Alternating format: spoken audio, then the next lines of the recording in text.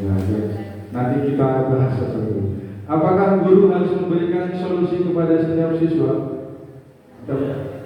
Habis itu, apakah guru berperan sebagai teman baik siswa? Ya, sekarang nomor 1. Apakah hukuman dapat mendisiplinkan anak? Belum tentu, ya, tergantung hukumannya. Misalnya pada saat kalau di negeri kan anak terlambat sekolah, habis terlambat sekolah dia lari, habis itu dia sama gurunya dihukum suruh lari. Apakah itu dapat menyelesaikan masalah? Kadang-kadang. Tapi besoknya telat lagi ya Pak, disuruh lari lagi. Kan itu kan bukan menyelesaikan suatu masalah, kasihan kan anak-anak ya. Itu. Jadi kita bimbing anak tersebut untuk menyelesaikan permasalahan tersebut, apa yang dihadapi, kendala yang dihadapi di dalam rumah tersebut, apakah dia ada masalah, apakah dia bantu orang tua, apa. Ya. Terus yang kedua, apakah pemberian hadiah dapat meningkatkan prestasi? Tadi jawabannya ya kan? Nah, setelah anak mendapatkan prestasi, kelas 1 dapat prestasi, dapat hadiah. Otomatis anak tersebut akan tercondong kepada gurunya, langkah dengan termotivasi teroleh hadiah. Jadi gak ada kemampuan untuk dirinya sendiri kan ya. Jadi hanya untuk menerima hadiah terus. Kan kasihan yang lainnya ya kan. Kasihannya. Jadi hadiah itu suatu dorongan buat anak ya. Tapi juga merupakan suatu bumerang juga buat anak. Ya kan. Bikin pas oleh hadiah aja. Kan keliru juga kan. Di satu sisi tidak bagus buat anak juga kan. Ya hadiah itu. Apakah guru harus memberikan solusi kepada setiap siswa yang mendapatkan masalah? Betul, karena setiap siswa memiliki masalah. Kita sebagai guru, kita juga sebagai keluarga kedua dari keluarga mereka, kita harus memfasilitasi dia supaya anak tersebut merasa nyaman di lingkungan sekolah atau di pondok. Jadi tidak usah memberikan masalah pada anak, tidak usah memberi perbuatan pada anak. Jadi anak tersebut kita bimbing, kita alumi, anggap sebagai teman kita. Ya. Karena mengajar itu guru. Habis itu kita dapat dari murid. Jadi murid itu kita anggap sebagai saudara keluarga kita, meskipun bukan anak kita. Karena sudah tugas kita adalah menuntun siswa dalam segala hal. Baik itu dalam pendidikan, baik itu dalam karakter, baik itu dalam tingkah laku anak. Tuh. Apakah guru berperan sebagai teman bagian siswa kita? Ya, betul. Karena kita sudah menjadi orang tua buat siswa, buat anak kita, anak didik kita. Nah, sekarang ini perubahan paradigma. Setelah perubahan paradigma ini dari kurikulum KTSP ke kurikulum 13 ke kurikulum merdeka. Jadi ini adalah sebuah kegiatan. Seumpamanya ada A dan B adalah teman Anda. Sobeklah sekali kertas kecil tulisan Buddha atau sesuatu yang sangat berharga untuk Anda, letakkan di satu tangan Anda, genggam benda atau sesuatu tersebut dengan segala daya. Buatlah sebuah kepalan tangan B akan mencoba dengan sekuat tenaga dan berbagi cara minta untuk memberikan benda tersebut. Nah, ini seumpamanya Bapak Ibu punya sebuah benda, tapi benda tersebut tidak boleh diberitahu ke temannya. Nah, coba Bapak Ibu genggamkan sebuah tangan ini. Nah, genggamkan sebuah tangan dan satu tangan aja, dan pikirkan ada sebuah benda yang sangat berharga di dalam diri Bapak Ibu. Tapi teman Bapak Ibu berusaha untuk membukanya. Apakah diperbolehkan sama Bapak Ibu? Diperbolehkan apa enggak? Alasannya? Ya, takut diambil. Habis itu, tapi setelah saya berikan sebuah iming-iming, rayuan gombal, rayuan apa? Apakah masih tetap mau membukanya? Ya, betul. Hah? Tergantung yang diiming-iming. Ya, itu. Ya, tergantung yang diiming kan. Misalnya temannya yang laki-laki, tetap diperbolehkan? Tidak, karena setiap bapak ibu mempunyai alasan masing-masing kan, karena haknya yang bapak ibu kan ya. Seperti itu, seperti anak didik kita. Seperti anak didik kita memiliki kemampuan masing-masing dan kita tidak boleh memaksa anak didik kita. Karena ini sangat berkaitan erat dengan diri dan karakter masing-masing anak. Ya, jadi itu tumbuh dari diri kita kan, bukan karena atas paksaan dari orang lain kan. Yang membuka yang benda yang ada di tangan ini, kalau bukan dari kita yang memaksa untuk tumbuh, kan tidak bisa kan? Tumbuh dari diri kita. Seperti halnya anak tersebut dikasih materi, dikasih ini, dia tanpa itu meskipun dikasih tahu sama gurunya karena nggak mendengarkan, kalau tumbuh dari kemauan anak tersebut pasti akan bisa. Ya, seperti halnya ini kegiatan kepal tangan itu. Ya, jadi kita mulai dari diri kita masing-masing, dari diri guru masing-masing. Bagaimana cara kita membimbing anak, bagaimana cara kita mengajarkan anak agar apa yang telah kita terima selama ini itu bermanfaat buat anak didik kita. Jadi tidak usah berkira bapak datang sekolah dari rumahnya, kemarin ngajar boleh apa sih ajar, ya kan? Apa yang mau diajarkan dan apa yang mau paling kebanyakan memang di guru-guru KTSD di 13 kemarin itu kan kebanyakan guru nyantai, ya nyantai lihat cukup ditampilkan, diajarkan sesuai dengan keinginannya guru. Di guru-guru mereka enak, kita bebas, kita berikan anak itu kebebasan, kita berikan anak itu berkreasi. Nanti ada apa-apa langsung tanya ke kita. Sebab kita sambil memiliki pegangan, yaitu RPP-nya tadi itu.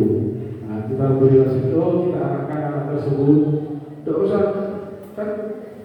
Kalau dulu hanya modulnya diterangkan, terus anak tidak usah seperti itu, nyantai aja. Jadi di kelas biarkan anak berdiskusi sendiri dulu, baru setelah itu kita bisa mengarahkannya. Itu kurikulum, hebatnya kurikulum merdeka. Ya. Meskipun kelas kita rame kan ada tujuannya. Yang penting jangan ramenya mengganggu kelas yang lain. Itu. Ya, next. Ini perubahan dari kontrol yang ada di diri kita, yaitu ilusi guru mengontrol murid, betul kan? Ya. Jadi guru mengontrol murid sesuai dengan kemampuannya murid, bahwa kritik dan membuat orang merasa bersalah dapat menguatkan karakter.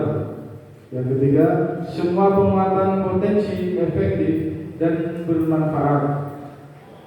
Ilusinya bahwa orang dewasa memiliki hak untuk memaksa. Ya, jadi dari tadi kegiatan kita yang mengepakkan tangan, otomatis teman bapak ibu kan memaksa untuk membuka, memaksa untuk ingin tahu. Tetapi apa yang ada di bapak ibu agar benda yang di tangan tersebut tidak berusaha tidak diberitahu kepada teman-teman. Seperti anak juga, ya. Anak kita memberikan sebuah tugas, bapak ibu itu haknya mereka dikasih tugas, dikerjakan, tidak dikerjakan, terserah anaknya. Ya. Apa yang alasan apa yang tidak mengerjakan tugas kalian? Alasan apa kalian kok merasa kesulitan? Lalu kita dekati anak tersebut, itu. Dan kita akan langsung dikasih tugas, tidak dikerjakan, dihukum. Itu salah apa benar? Kebanyakan kan gitu kan ya. Kemudian suruh nulis sampai berapa kali, 20 kali, 30 kali. Pernah dialami seperti itu kan? Iya. Jadi mulai sekarang kita ubah budaya tersebut, biar anak tersebut biar merasa senang dan tidak bosan sama bapak ibu. Kan kebanyakan anak masuk ke kelasnya, wah ibu kita beri jalan, jadi suruh beri tugas, menunduk kami, ya kan?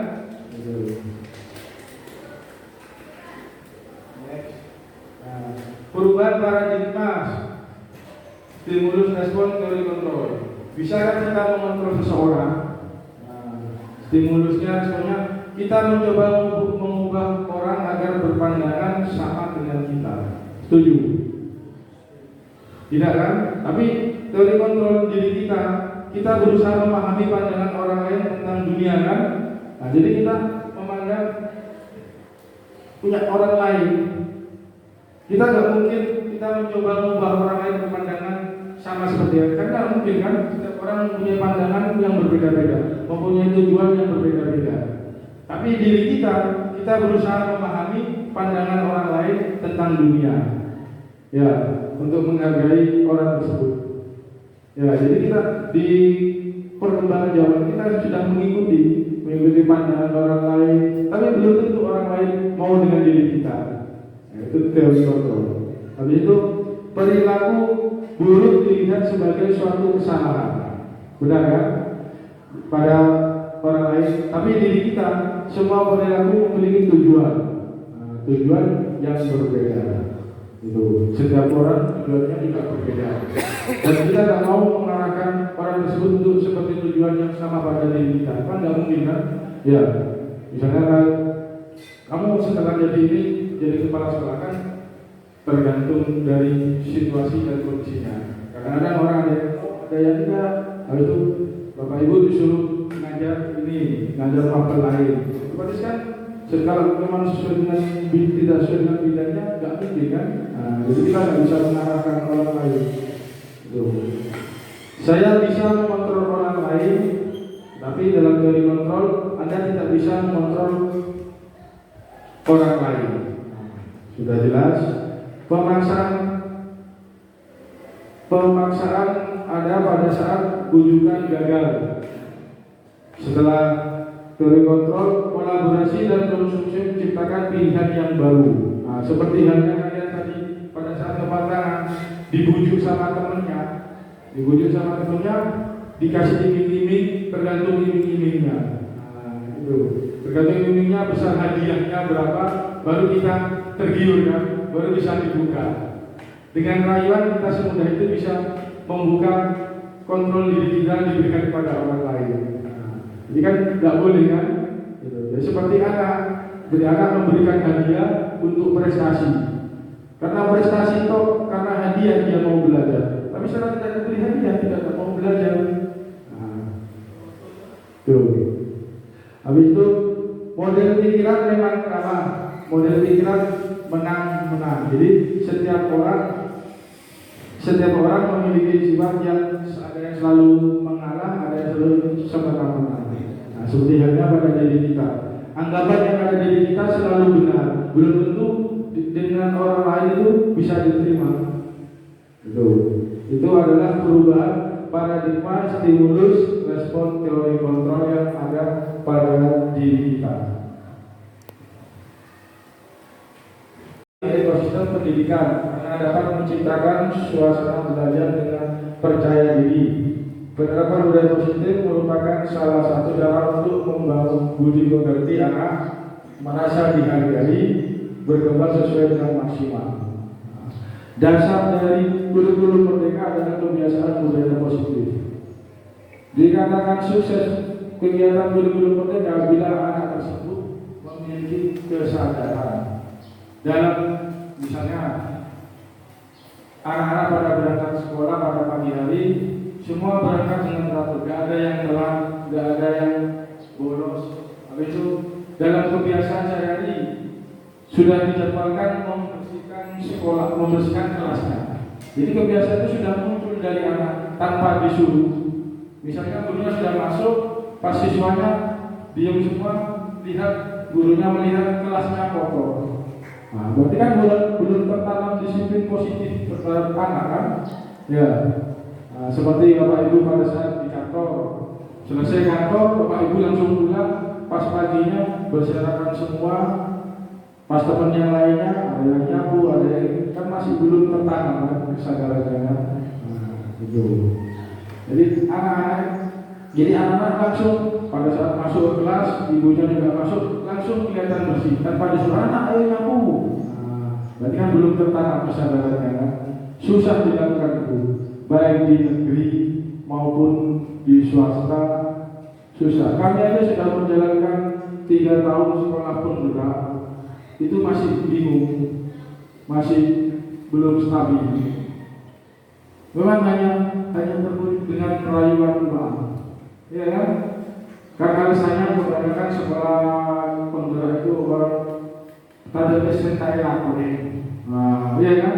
Jadi pada pesen akar-akaran sekolah. Alapun dulu pak, kata buat kepala sekolah itu bosan, ya. Banyak kegiatan yang kalau di sekolah merdeka, sekolah penggerak kalau kita melaksanakan kegiatan itu pengimbasan, termasuk di Lomaer, di SMP Dua di SMP Islam, Belega, 5 sekolah swasta yang telah dibina oleh SMP 1 Belega. Jadi memang dananya cukup menggiurkan. Dananya setiap tahun turun 100, turun 85, naik lagi. Peminatnya ada. Nah, kita berempat, Bapak saya, Pak Dedi, Pak Nulis, Pak Bu Alfi, semua kegiatan tergantung daripada kita. Yang muda-muda, yang tua di cuma tidak mau bergerak dan lebih semodern, apa itu akan muncul itu nanti. Setelah Bapak Ibu merasakan kurikulum merdeka dan sekolah penggerak. Itu ada daftar di linknya di CKKB itu sudah kepala sekolah yang dapatkan itu seksi. Nah, itu sebagai gambaran ya. Kita sudah dijelaskan tentang gambaran kurikulum merdeka sama Pak Nulis ya.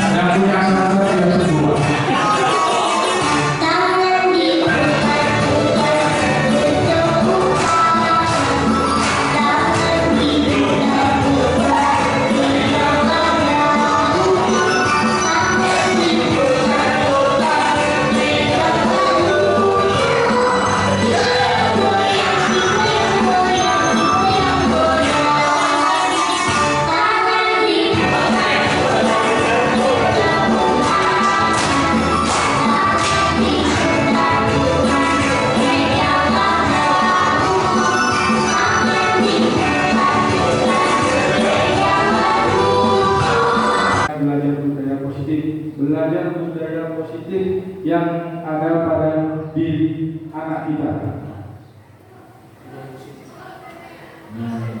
Ada konsep inti budaya positif. Yang pertama itu disiplin positif, motivasi perilaku, teori kontrol, dan keyakinan kelas serta segitiga restitusi.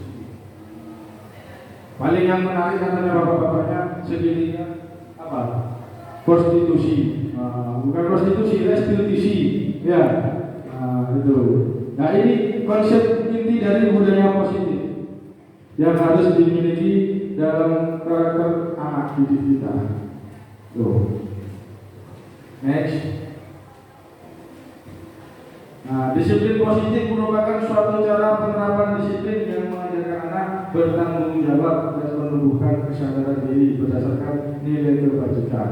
Jadi nilai disiplin positif itu nilai yang tumbuh dan tertanam pada diri anak, ya, yang tertanam pada diri anak tanpa disuruh, tanpa dituntut anak langsung muncul budaya positifnya, nilai positifnya. Itu. Jadi sudah mempunyai gambaran, sudah paling kalau di pondok sini karena sudah terlatih disiplinnya, tata keramanya, pasti sudah 90% sudah bisa diterapkan. Ya, itu. Lain dengan negeri. Kalau di negeri itu ada gurunya, dia guru sana berkah. Ya, kan? Kalau di sini kan tidak mungkin kan ya, karena sudah memiliki karakter dan jiwanya sudah tertanam. Ya, ini.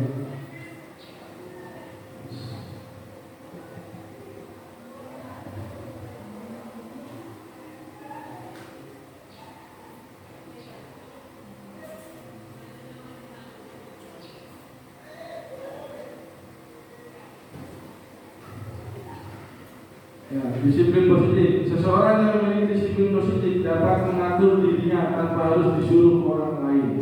Betul apa enggak? Betul kan? Ya. Nah, orang yang memiliki disiplin positif percaya bahwa dia memang kontrol penuh atas dirinya dan dia telah memiliki motivasi intrinsik dan yang menggerakkan dirinya untuk melalui kebaikan. Nah, intrinsik ada motivasi ada dua, intrinsik dan ekstrinsik. Ya, intrinsik itu muncul dari diri kita, sedangkan ekstrinsik muncul dari orang lain. Muncul dari orang lain tadi seperti yang telah dilakukan, disuruh membuka tangannya, mau asalkan dikasih hadiah. Ya kan, tanpa berdorongan dan motivasi dari orang lain langsung dibuka.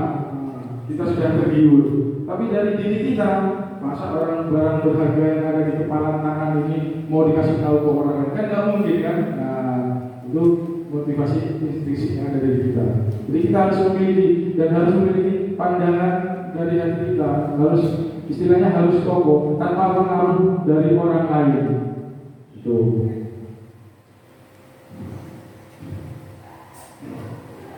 Nilai yang tertanam dalam disiplin positif. Nah, tadi sudah dipaparkan di kurikulum mereka ada 6 dimensi, yaitu beriman dan bertakwa pada Tuhan Yang Maha Esa dan berakhlak mulia, mandiri bergotong royong, berbineka global, bernalar kritis, kreatif. Nah, di sini sudah tahu semua. Yang pasti sudah beriman bertakwa. Beriman bertakwa juga kita menjalankan semua perintahnya dan kita sebagai umat muslim harus memiliki sebuah kewajiban kan ya, kepada orang lain atau kepada Tuhan kita sholat gitu. Habis itu mandiri anak-anak mampu melakukan kegiatan secara mandiri. Jadi anak-anak sudah memiliki motivasi dan keinginan. Misalnya sudah, ayo anak besok kerjakan tugas ini, sudah langsung dikerjakan anak tanpa diperintah lagi, besok dikumpulkan langsung dikumpulkan. Jadi anak-anak tersebut sudah bisa melakukan hal yang sudah mandiri. Tapi itu bergotong royong, misalnya ada kerja bakti atau kebersihan di sekolahnya, yang satu yang sama lain, baik ibu guru dan murid saling membantu. Ya, habis itu berbineka global, kita di sini banyak berbudaya, memiliki budaya yang berbeda-beda. Baik itu di lingkungan sini seperti antara di lokasi ini dengan daerah Belajar Timur, meskipun kita satu lokasi, satu tempat, satu daerah, tapi memiliki karakter budaya orang yang berbeda-beda. Dan kita harus saling menghargai. Ya, itu berbineka global. Habis itu orang madrasah sini dengan Bangkalan meskipun satu daerah tapi karakternya berbeda-beda. Itu namanya berbineka global. Jadi kita saling menghargai satu dengan yang lain. Bernalar kritis, mampu menciptakan pikiran yang cepat. Jadi anak tersebut selalu tanggap. Dengan cara apa? Ya di kegiatan pembelajaran kurikulum mereka itu ada namanya pembelajaran yang berdiferensiasi. Jadi pembelajaran yang memusatkan pada peserta didik kita. Sebenarnya kita sudah melakukan kegiatan tersebut. Bapak Ibu sudah pernah melakukan, cuman namanya yang tidak tahu. Seperti apa belajar berdiferensiasi? Kerja kelompok. Itu pembelajaran berdiferensiasi. berdiferensiasi. Jadi dalam suatu pembelajaran Bapak Ibu memberikan sebuah tugas. Nah, tugas tersebut dibentuk sebuah kelompok 6 orang. Jadi Ibu membuat permasalahan, suruh memecahkan permasalahan tersebut. Disitulah menjadi pembelajaran berdiferensiasi antara anak satu dengan yang lain yang memiliki karakter dan pendapat yang berbeda-beda bisa dijadikan satu dalam pembelajaran tersebut. Itu pembelajaran berdiferensiasi. Kemudian hasilnya ditampilkan ke depan, dipresentasikan. Nah, habis itu dibuatkan sebuah video atau slide. Karena anak sekarang sudah pintar semua, pintar main TikTok, pintar main edit video, pintar main Canva, ya kan? Sudah lebih pintar dari kita, lebih pintar dari gurunya. Iya, pernah merasakan kan? Ya, justru gurunya nggak tahu cara main edit video, edit capture, ya, malah bingung, pintar muridnya. Jadi, ya di situ hasilnya, kalian hasilnya dapat ditampilkan di YouTube ini. Itu pembelajaran berdiferensiasi, berkolaborasi antara teman satu dengan yang lain. Jadi memberi kebebasan kepada anak didik kita untuk berkreasi. Misalnya contohnya seperti Bapak Ibu mengajar baca Al-Quran, ya. Nanti dilumpuhkan di sana ada tugas membaca Al-Quran sesuai dengan harokatnya dan ininya, panjang pendeknya. Di masing-masing anak kan berbeda-beda bacanya. Nah, bisa dikelompokkan di video, anaknya yang video. Nanti setelah selesai baru yang benar seperti apa, kan dipresentasikan. Bapak Ibunya yang menilai kan, dipresentasikan di video hasilnya, direkam. Jadi itulah pembelajaran berdiferensiasi. Ya, dari dulu sudah melakukan, cuma namanya yang lagi keren ya. Jadi namanya berbeda. Dalam hal kegiatan ini juga pembelajaran matematika juga bisa. Semua pembelajaran bisa. Jadi diberi kebebasan di kurikulum merdeka ini, Bapak Ibu. Ya, next. Teori motivasi. Berdasarkan teori motivasi ada 3 hal yang dapat memotivasi anak melakukan sesuatu, yaitu menghindari ketidaknyamanan atau hukuman. Nah, kita sekarang sudah masuk tentang peraturan dan hukuman pada anak. Karena di setiap sekolah pasti kan sudah ada peraturan kan? Peraturan itu yang buat siapa? Kan Bapak Ibu kan? Bapak Ibu kan nggak tahu yang buat peraturan siapa? Dan Bapak Ibu ada yang baru, ada yang lama. Kan peraturan tersebut kan bisa diubah kan? Ya, peraturan tersebut bisa diubah. Karena Bapak Ibu yang buat nggak tahu dulu kan otomatis muncul dari benak Bapak Ibu. Mario Boboy nyaman masa peraturan nyebut waktu. Kan pasti ada yang gitu kan? Ya kan? Nah, menghindari ketidaknyamanan atau hukuman untuk mendapatkan imbalan atau penghargaan. Nah, yang tadi anak dipaksa suruh bisa ranking 1 dikasih penghargaan. Masa selamanya Bapak Ibu mengasih penghargaan terus pada anak? Mulai dari kelas 1 sampai kelas 2, kelas 3 beri penghargaan terus. Berarti pintarnya karena penghargaan. Ya, gitu. Habis itu untuk menjadi orang yang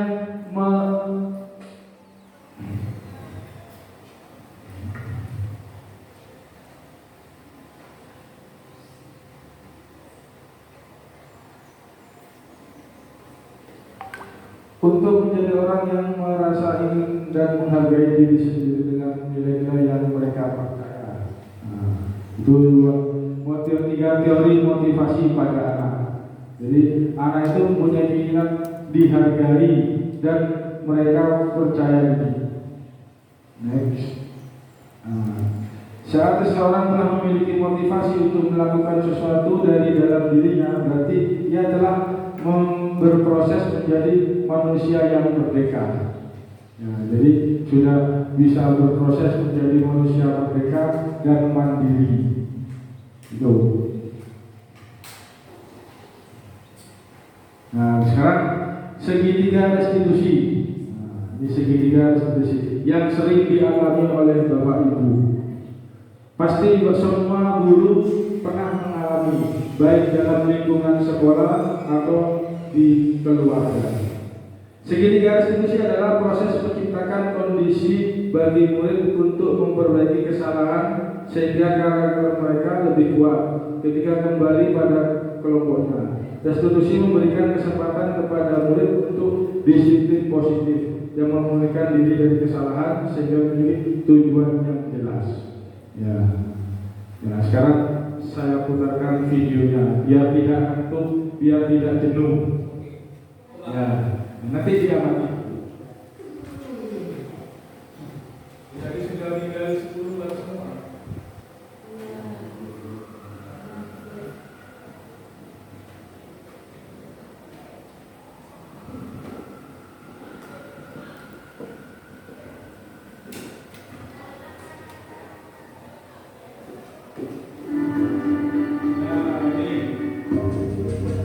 Ini sebuah video tentang anak yang terlambat sekolah.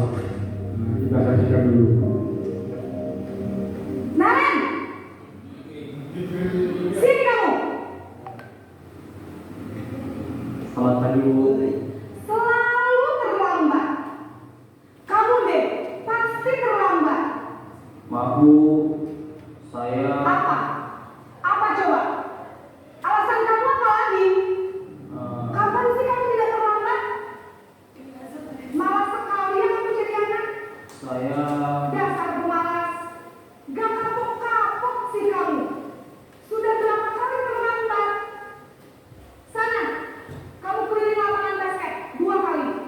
kenapa saya harus ke lapangan basket, Bu? Diberikan sanksi hukuman pada guru sama gurunya. Berani-beraninya jawab. Sudah terlambat, masih berani. Tanpa menyelesaikan masalah dia membombardir anak tersebut, ya kan? Jadi anak tersebut terasa terpojokkan. Tuh, Pergi sana ya. lapangan basket. Malah disuruh lari. Gitu. Posisi membuat pemalas. Nah, ini tayangan yang kedua setelah melaksanakan tahap segitiga restitusi anak tersebut. Jawabannya pasti akan berbeda nanti. Naren, Selamat pagi, Bu. Naren, kamu kenapa terlambat? Ada bahasa gurunya sudah lain kan? Naren, Dan tidak seolah-olah memodorkan dan marah kepada anak. kalau kamu terlambat lagi, nanti ibu yang ditegur bapak Ya, kelas. sudah lain kan? Jadi Disangka ditegur kepala sekolah. kamu. Perubahannya yang terjadi. Gimana ini? Maaf, Bu. Duh Gusti Naren, kamu suka ya kalau ibu tegur bapak kepala sekolah? Kamu bukannya anak yang hatinya paling kencang. Kok terlambat sih? Iya, Bu. Saya memang bangun tadi. Jadi, biarpun saya lagi kencang, tetap nggak kencang, Bu. Ya sudah San, nanti lain kali larinya lebih kencang lagi ya, biar gak terlambat lagi. Bikin seneng ibu, demi ibu, bisa kan? Bisa lah, Bu. Ya sudah sana masuk kelas, ibu beresin urusan absen kamu. Kamu ini ada-ada saja.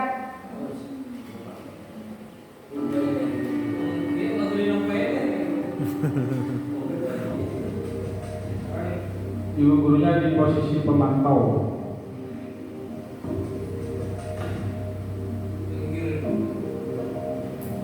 Naren,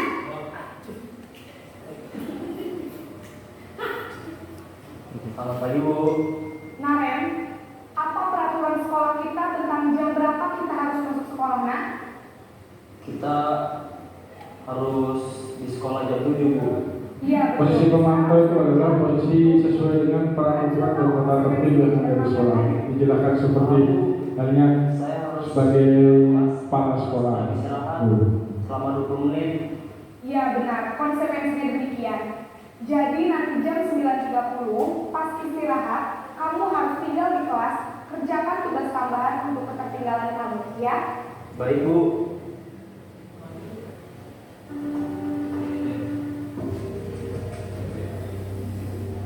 Manajer yang sebagai kepala sekolah. Lanjut. Naren,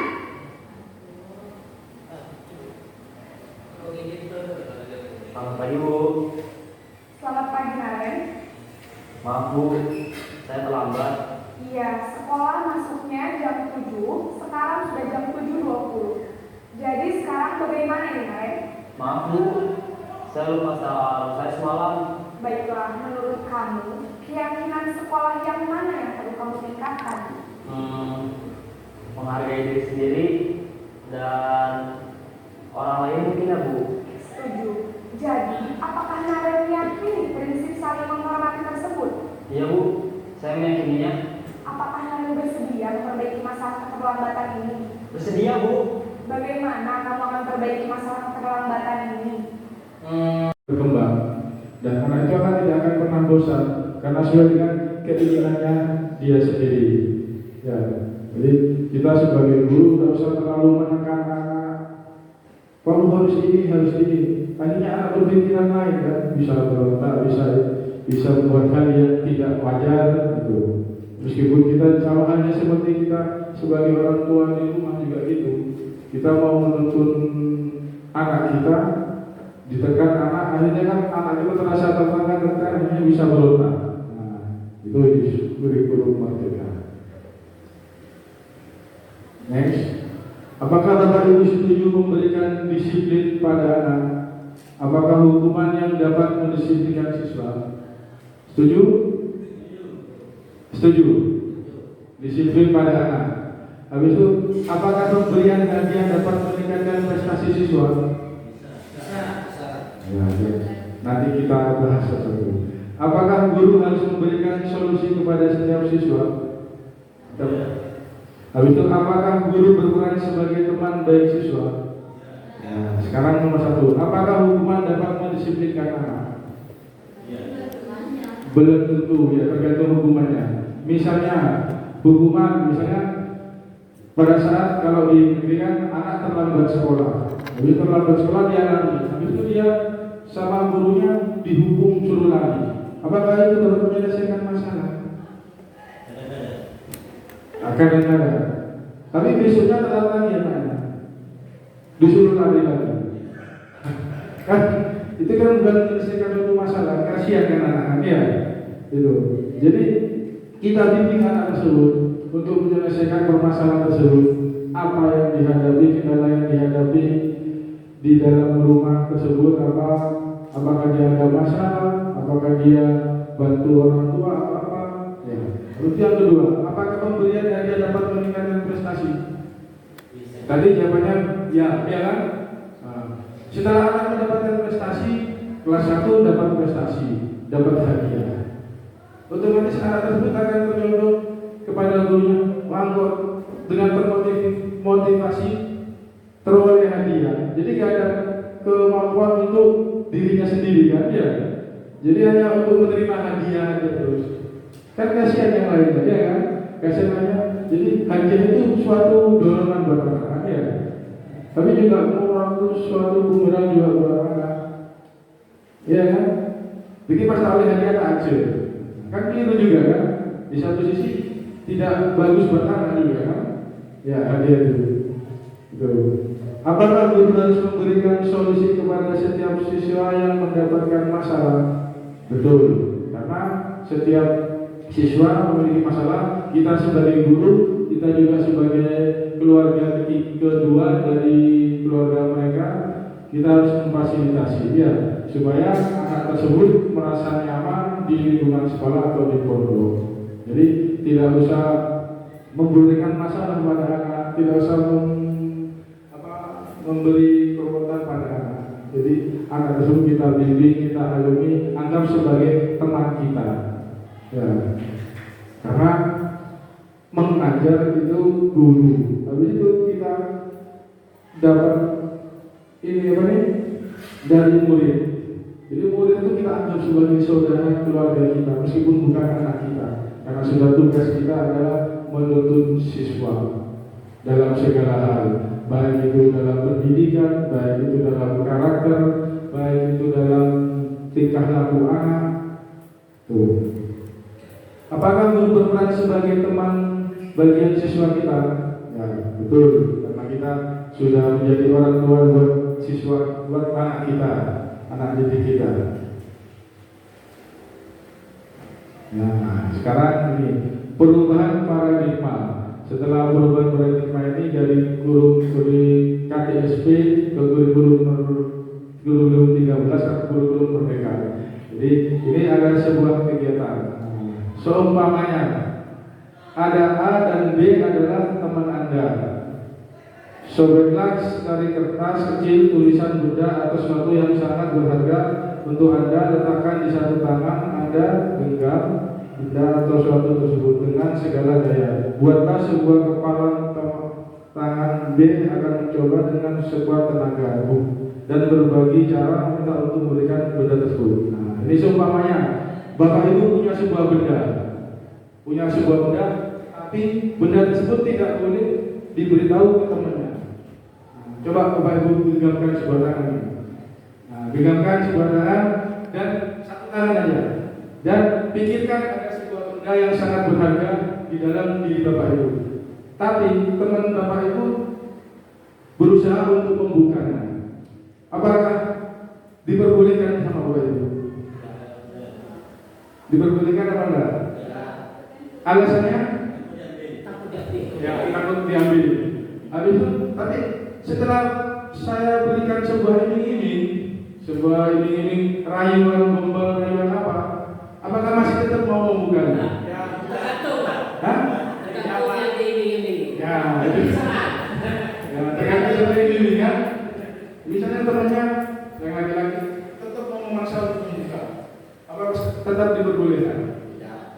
Tidak, karena setiap Bapak Ibu mempunyai alasan masing-masing kan, karena haknya yang Bapak Ibu kan ya. Nah, seperti itu, seperti anak didik kita. Seperti anak didik kita memiliki kemampuan masing-masing dan kita tidak boleh memaksa anak didik kita. Karena ini sangat berkaitan erat dengan diri dan karakter masing-masing anak. Ya, jadi itu tumbuh dari diri kita kan? Bukan karena atas paksaan dari orang lain kan? Yang membuka yang benda yang ada di tangan ini, kalau bukan diri kita yang memaksa untuk membuka kan tidak bisa kan? Nah, tumbuh dari diri kita. Seperti hanya anak tersebut dikasih materi, dikasih ini, dia tanpa itu meskipun dikasih tahu sama gurunya karena nggak mendengarkan, kalau tumbuh dari kemauan anak tersebut pasti akan bisa. Ya, seperti hanya ini kegiatan kepal tangan itu. Ya, jadi kita mulai dari diri kita masing-masing, dari diri guru masing-masing. Bagaimana cara kita membimbing anak, bagaimana cara kita mengajarkan anak agar apa yang telah kita terima selama ini itu bermanfaat buat anak didik kita. Jadi tidak usah berkeinginan bahwa datang sekolah dari rumahnya, mari ngajar boleh apa sih ajar. Nah, ya kan? Apa yang mau diajarkan dan apa yang mau paling kebanyakan memang di kurikulum KTSP di 13 kemarin itu kan kebanyakan guru nyantai, ya nyantai lihat cukup ditampilkan, diajarkan sesuai dengan keinginannya guru. Nah, di kurikulum merdeka kita bebas, kita berikan anak itu kebebasan, kita berikan anak itu berkreasi. Nanti ada apa-apa langsung tanya ke kita. Nah, kita sambil memiliki pegangan yaitu RBP-nya tadi itu. Nah, kita beri itu, kita arahkan anak tersebut. Tidak usah kan kalau dulu hanya modulnya diterangkan terus anak datang terus ngantor, tidak usah seperti itu, nyantai aja. Jadi di kelas biarkan anak berdiskusi sendiri dulu, baru setelah itu kita bisa mengarahkannya. Itu kurikulum, hebatnya kurikulum merdeka. Ya, meskipun kelas kita rame kan ada tujuannya. Yang penting jangan ramenya mengganggu kelas yang lain. Itu. Ya, next. Nah, ini perubahan dari kontrol yang ada di diri kita, yaitu ilusi guru mengontrol murid. Betul kan? Ya. Jadi guru mengontrol murid murid sesuai dengan kemampuannya murid. Bahwa kritik dan membuat orang merasa bersalah dapat menguatkan karakter. Yang ketiga, semua penguatan potensi efektif dan bermanfaat. Ilusinya bahwa orang dewasa memiliki hak untuk memaksa. Ya, jadi dari tadi kegiatan kita yang mengepakkan tangan, otomatis teman Bapak itu kan memaksa untuk membuka, memaksa untuk ingin tahu, tetapi apa yang ada di Bapak Ibu agar benda yang di tanah tersebut tidak berusaha tidak diberitahu kepada teman-teman. Nah, seperti anak juga, ya, anak kita memberikan sebuah tugas, Bapak Ibu itu haknya mereka dikasih tugas dikerjakan, tidak dikerjakan terserah anaknya. Ya. Nah, alasan apa yang tidak mengerjakan tugas kalian? Alasan apa kalian kok merasa kesulitan? Lalu kita dekati anak tersebut itu, dan kita akan langsung dikasih tugas dan dikerjakan dihukum. Nah, itu salah apa benar? Kebanyakan kan gitu kan ya. Kebanyakan suruh nulis sampai berapa kali, 20 kali, 30 kali. Pernah dialami seperti itu kan? Nah, iya. Jadi mulai sekarang kita ubah budaya tersebut, biar anak tersebut biar merasa senang dan tidak bosan sama Bapak Ibu. Kan kebanyakan anak masuk ke kelasnya, wah ibu coba ini jahat, suruh beri tugas, menunduk kami, ya kan?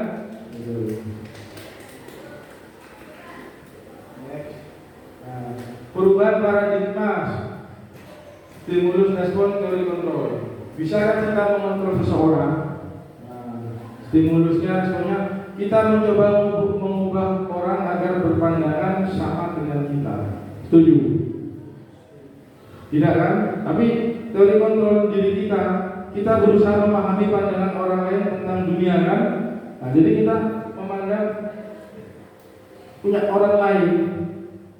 Kita nggak mungkin kita mencoba mengubah orang lain berpandangan sama seperti dia. Kan nggak mungkin kan? Setiap orang mempunyai pandangan yang berbeda-beda, mempunyai tujuan yang berbeda-beda. Tapi diri kita berusaha memahami pandangan orang lain tentang dunia. Ya, untuk menghargai orang tersebut. Ya, jadi kita di perkembangan zaman kita sudah mengikuti pandangan orang lain, tapi belum tentu orang lain mau dengan diri kita. Nah, itu teori kontrol. Habis itu perilaku buruk dilihat sebagai suatu kesalahan. Benar kan? Pada orang lain, tapi diri kita semua perilaku memiliki tujuan. Nah, tujuan yang berbeda. Itu setiap orang tujuannya juga berbeda. Dan kita tidak mau mengarahkan orang tersebut untuk seperti tujuan yang sama pada diri kita. Kan nggak mungkin kan? Ya, misalnya kamu setelah jadi kepala sekolah kan tergantung dari situasi dan kondisinya. Kadang-kadang orang ada yang enggak, habis itu Bapak Ibu disuruh ngajar mapel lain. Berarti kan kalau memang sesuai dengan tidak sesuai dengan bidangnya nggak mungkin kan? Nah, jadi kita nggak bisa mengarahkan orang lain. Saya bisa mengontrol orang lain, tapi dalam teori kontrol Anda tidak bisa mengontrol orang lain. Sudah jelas. Pemaksaan ada pada saat bujukan gagal. Setelah teori kontrol, kolaborasi dan konsumsi menciptakan pilihan yang baru. Nah, seperti halnya kalian tadi pada saat kepatangan dibujuk sama temennya, dikasih iming-iming, tergantung iming-imingnya. Nah, itu tergantung iming-imingnya besar hadiahnya berapa, baru kita tergiur kan, baru bisa dibuka. Dengan rayuan kita semudah itu bisa membuka kontrol diri kita diberikan kepada orang lain. Jadi kan tidak boleh kan? Ya, seperti anak memberikan hadiah untuk prestasi. Karena prestasi itu karena hadiah dia mau belajar. Tapi setelah tidak diberi hadiah tidak mau belajar. Nah, tuh. Habis itu model pikiran memang kalah. Model pikiran menang. Jadi setiap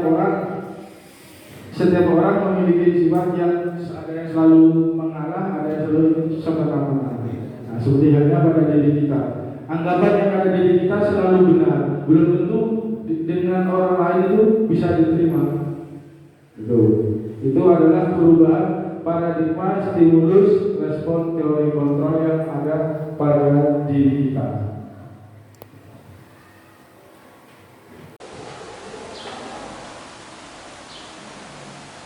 Tuh, ini ada langkah-langkahnya, gambaran langkah-langkah dari keyakinan kelas.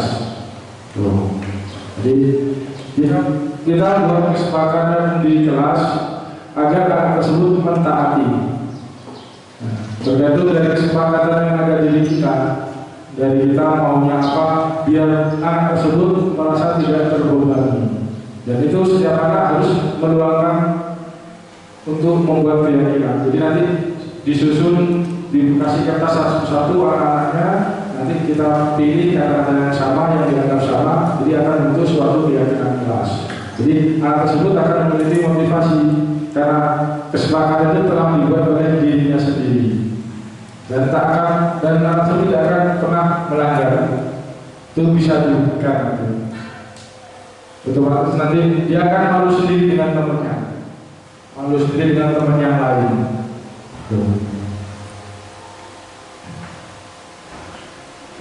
Nah, itu mungkin itu materi dari kami. Bapak Ibu masih ada yang ingin bertanya, dan mungkin ada yang sudah lelah, sudah seberapa jam sudah menerima, dipaksa untuk menerima materi, iya kan?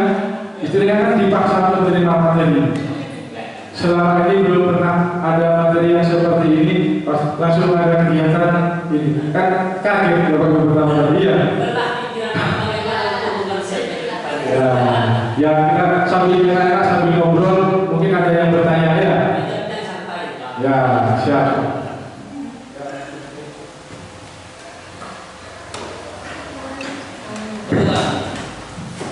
Terima kasih kami sampaikan kepada Bapak berdua dengan materi yang sudah disampaikan.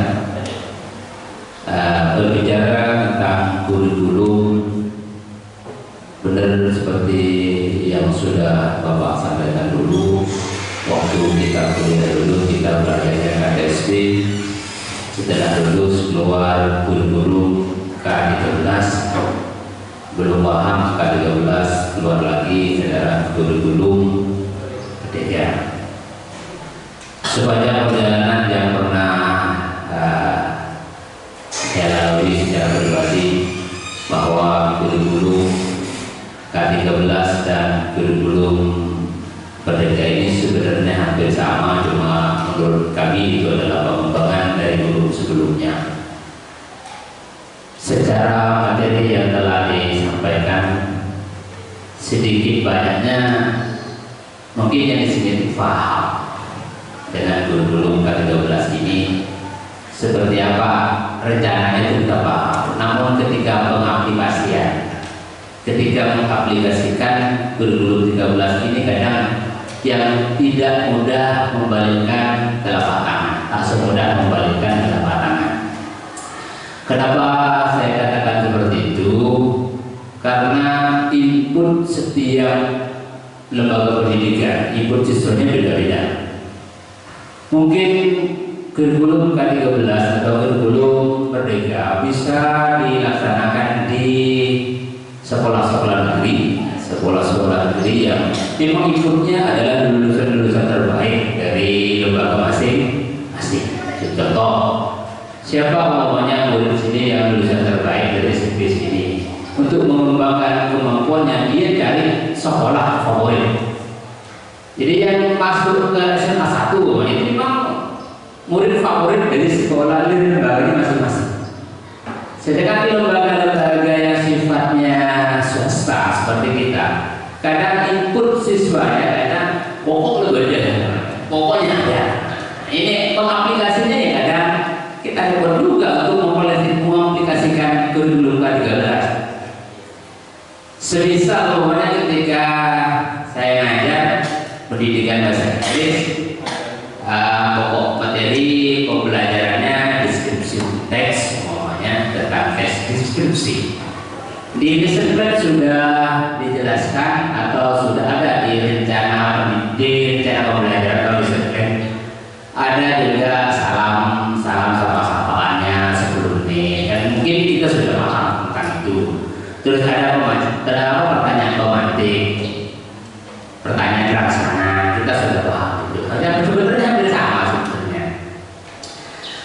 ketika ada pertanyaan pemantik tentang description text umpamanya, sudah saya gambarkan di sini gambar Bapak Deddy Karisma umpamanya dalam mempelajari teks deskripsi, tapi dalam bahasa Inggris. Ketika ditanyakan atau digambarkan Bapak Deddy Karisma, terus ada pertanyaan bahwa saya tanyakan apakah Anda tahu ini? Itu secara tidak langsung itu untuk biar siswa mendeskripsikan gambar yang ada di depan. Nah, ini masalahnya. Ketika siswa suruh menggambarkan tentang siapa orang di depan ini, siapa gambar ini umpamanya, ya. Kalau di bahasa Inggris ada sekarang ini Pak pertama dari atlet yang terbaik di Indonesia, ini digambarkan bahwa Anthony Ginting. Siswanya tidak kenal Anthony Ginting juga untuk menjelaskan atau mendeskripsikan rambut bahasa Inggrisnya apa, warna kulitnya bahasa Inggrisnya apa. Ini mesti perlu untuk mendeskripsikan ini bagaimana pendapat Bapak di sini, bagaimana guru-guru seperti saya untuk menyelesaikan persoalan yang seperti ini. Ketika murid suruh menjelaskan dalam bahasa Inggris, mendeskripsikan seseorang atau atlet yang notabene ini tidak bisa sama sekali dalam kosakata. Nah, menurut saya itu impossible. Bagaimana? Saya tak sekarang ini bagaimana langkah Bapak untuk mengatasi persoalan yang seperti saya hadapi. Terima kasih.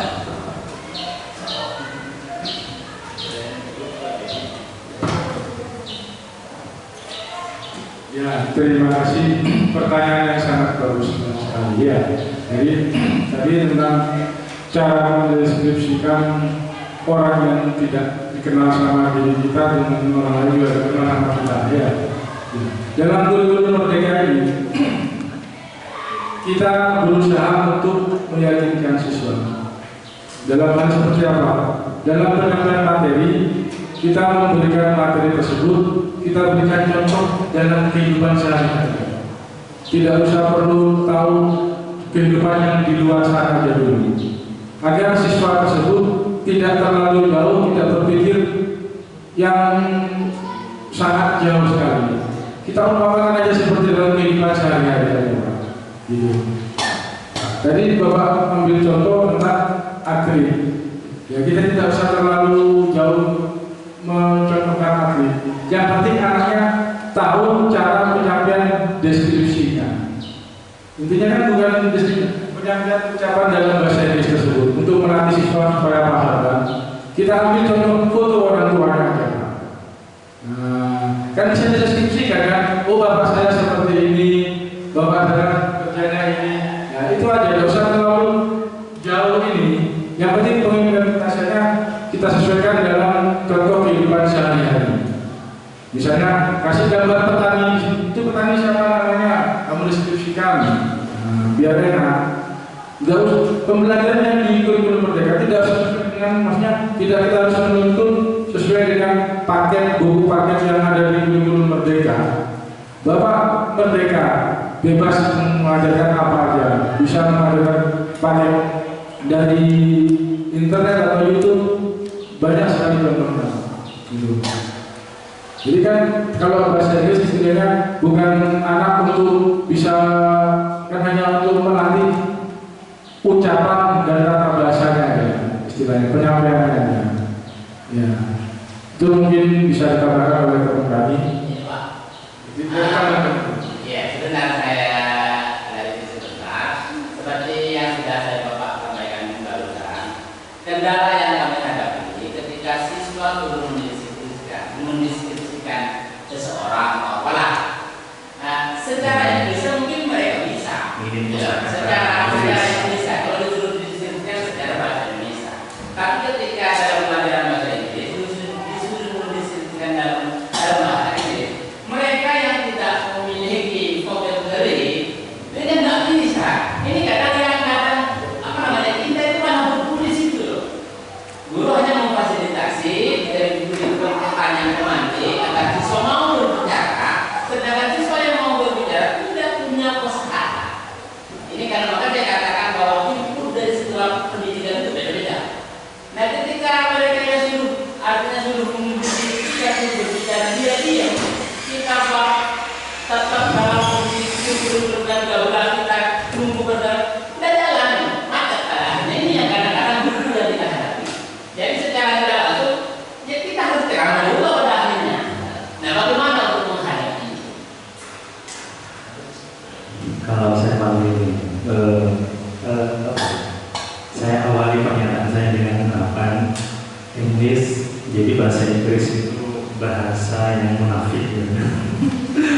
by Bob bring sel software. Kalau bahasa kan fa'ala itu fa'ala itu kan jelas Bapak ya. Jadi ada mauzun, ada fa'il, ada mauzun itu ya. Ada wazan, ada mauzun. Tapi kalau bahasa Inggrisnya, jadi ini Bapak, saya protes dulu boleh ya? Boleh. Jadi ini pada dasarnya yang kita terangkan di depan, yang Pak Diri terangkan tentang restitusi, tentang banyak hal yang lain, bagaimana cara menempatkan kita sebagai seorang pendidik, apakah mau jadi seorang pembuat masalah dan sebagainya, itu satu gitu ya Bapak. Mohon maaf, Bapak guru bahasa Inggris ya. I have the way to make your student to be apa istilahnya, membuat mereka want to memorize about the word ya. Jadi bagaimana caranya art the word from the day by day. Jadi di UIN Malang itu Pak ada namanya sebuah hulukuh. Sebuah hulukuh itu hari Senin bahasa Inggris, Selasa bahasa Arab. Nah di situ itu ada kebiasaan baik yang kita awali. Jadi we memorize about the word, start from everything in our body. Jadi mulai dari age, bone, day, mouth, nose dan sebagainya itu kami hafalin Pak. After that, when I will be done, jadi saya mereka memulai untuk how do we do memorize about anything that they see. Jadi bagaimana caranya mereka menghafal apapun yang dia lihat, laptop, desk, clock, wall, dan sebagainya. Jadi kebiasaan itu jadi kebiasaan yang baik yang berada di sebuah komunitas, apalagi pesantren. Mohon maaf. Saya mahasantri, kami menyebutkannya mahasantri di UIN Malang itu ada kebiasaan bahwa I butuh debiatu, dan I close the door, and I suara Bapak. Jadi ngomong sendiri Bapak, I think the water, and water my body gitu. Jadi seakan-akan orang gila beneran, tapi kebiasaan itu membuat mereka fluent, daripada mereka fluent banget. Berbahasa Inggris bagus, berbahasa Arab bagus, wow, itu bukan urusan bahasa Inggris. Contohnya saya Bapak. Orang gila beneran di UIN. Anak atau bilang mata malah anak UIN kayak double hal gitu. Sebetulnya Bapak kan tadi berkata bahwasanya hal itu apa dipersulit pembelajaran karena tidak hanya kosakata. Nah, ini kuncinya Bapak di kurikulum Merdeka, unsur intrinsik lah yang sedang kita latih. Mohon maaf, Bapak Ibu sekalian, kalau Bapak lihat kayak gini, siapa saya? Saya mau masuk kayak gini bukan sate, Bapak. Kalau kayak ini Bapak, mohon maaf ya, mohon maaf. Ini siapa ya? Kira-kira Bapak melihat saya ini siapa ya? Hah? Jarwo. Jarwo. Apa lagi? Model gitu loh Pak, model. Kalau saya melihat lagi kesini terus kesini Bapak. Jadi guru lagi. Halo. Yang saya maksud adalah luarannya manusia itu ternyata cuma 10% Bapak. Kalau Bapak melihat siswa Bapak sebagai 10%-nya, hanya 10%-nya Bapak salah. Ada yang 90% yang tidak kelihatan. Itu di kurikulum Merdeka disebut dengan teori. Bukan teori yang namanya gunung es. Bapak lihat di tengah laut, itu gunung es itu Bapak kecil. Kadang memang ujungnya tahu. Tapi sebenarnya yang membuat gunung es itu melekat di dalam laut, di tengah lautan, yang membuat dia diterjang badai itu kuat, itu yang di dalam. Di kurikulum Merdeka tadi saya bilang yang dilatih itu keimanan. Bayangkan orang luar sudah berpikir iman, kok kita belum Bapak. Tapi di sini disebut dengan keyakinan iman sama dengan keyakinan. Nah, mohon maaf Bapak, tadi saya kasih contoh solusi ya. Berarti Bapak, bagaimana caranya membuat itu terjadi? Ayo bangun intrinsik gimana caranya siswa itu memang mau menghafal, bukan disuruh. Kok bisa? Kalau orang melakukan sesuatu karena dirinya, karena dukungan dalam dirinya yang disebut dengan ruh dan lain sebagainya, yang merupakan fadli, yang merupakan rahasianya Tuhan, di kehidupan kita ini. Bapak Ibu sekalian, mohon maaf, Bapak sekarang terhormat dan lain sebagainya, dihormati dan sebagainya, itu karena masih hidup kan Bapak ya, masih ada nyawanya Bapak Ibu ya. Coba nanti mati siapa yang mau megang aja aku, apalagi udah berhari-hari itu tahu kan. Ya, jadi di kurikulum itu kurikulum merdeka itu memahami itu sebuah keniscayaan. Jangan pernah melihat siswa itu dari luarannya saja. Mereka itu dari desa, jelek apa istilahnya bodoh, mungkin ya. Enggak Bapak, ada rahasia Tuhan dalam diri mereka yang harus kita bangun, yang harus kita yakini. Dengan apa? Dengan mencoba memberikan kebiasaan-kebiasaan baik seperti yang dilakukan Bimala. Ya, Bimala yang tadi saya contohkan itu solusi supaya apa? Dia memiliki kosakata yang banyak Bapak. Itu solusinya. Kenapa? Saya sebagai muslim, saya sebagai pengurus waktu itu enggak ngajarin, enggak ngajarin ini, kalau ini enggak capek-capek ngajarin. Kenapa terjadi? Karena timbul sebuah rita atau budaya, gitu.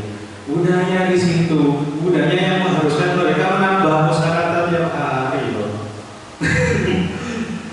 Sahabat dunia. Jadi mereka tuh nggak tahu internet itu apa, nggak tahu kan, itu juga mereka cari tahu. Dan itu tidak disuruh. Kita sebagai pengurus saya nyuruh apa bahasa Arabnya internet? Nggak ada, nggak nyuruh kita, nggak nyuruh. Tapi mereka tahu sendiri karena mereka mendengar internet dan dipakai sering dipakai. Ketika apa? Ketika mau masuk ke pengurus terus bilang, Ustaz Afwan, saya mau minta password internetnya, kayak gitu ya. Kami nggak mau ngurusi kalau dia nggak bahasa Arab, kita nggak mau ngasih. Itu disebut dengan keyakinan atau keyakinan, ya. Paham sampai sini ya? Kira-kira masuk nggak apa yang saya tanggapi? Jadi, ayo kuncinya adalah bangun intrinsik dalam siswanya masing-masing. Yakinilah min fadli rabbinya itu maksimalkan. Insya Allah siswa itu akan terbentuk dengan baik. Jangan lihat 10%-nya, lihat yang ada di dalamnya. Di kurikulum merdeka disebut dengan teori guru. Terima kasih. Oke, ada lagi yang mau didiskusikan mungkin dari Ibu? Ya tadi juga belum disinggung ya, tapi itu ada di dalam satu Mohon maaf, ada. Alhamdulillah belum.